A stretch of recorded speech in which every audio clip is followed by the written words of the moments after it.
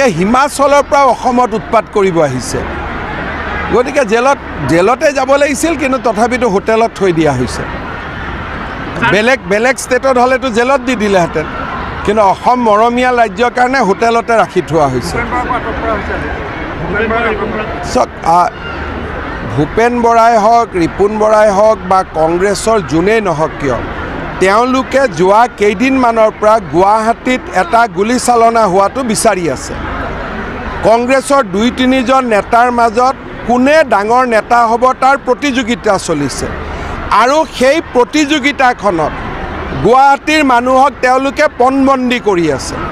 কাৰণ ফায়াৰিং কৰাৰ পিছত সেই ফায়াৰিংটোতো কংগ্ৰেছৰ গাতো পৰিব পাৰে বিজেপিৰ গাতো পৰিব পাৰে যোৱা কালিৰ পৰা তেওঁলোকে চেষ্টা চলাইছে অমুকত যাম অমুক ভাঙিম গেট ভাঙিম কি কাৰণে নাজানো আমিও কংগ্ৰেছ কৰিছোঁ কেতিয়াও পলিটিক্যাল পাৰ্টি আন্দোলনকাৰী নহয় পলিটিক্যাল পাৰ্টিৰ আন্দোলন হয় ইলেকশ্যনৰ বাকচত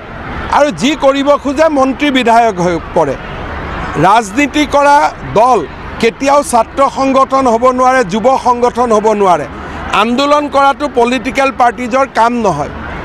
তেওঁলোকে গুৱাহাটীত এটা গণ্ডগোল হোৱাটো বিচাৰিছে আৰু আমিও চাম যাতে তেওঁলোকে গণ্ডগোল কৰিব নোৱাৰে মই তাত মোৰ ক'বলগীয়া একো নাই এইটো তেওঁলোকে জানে বেমাৰ আছিল নাছিল এইবিলাক বিষয়ে মই মন্তব্য দিব নোখোজো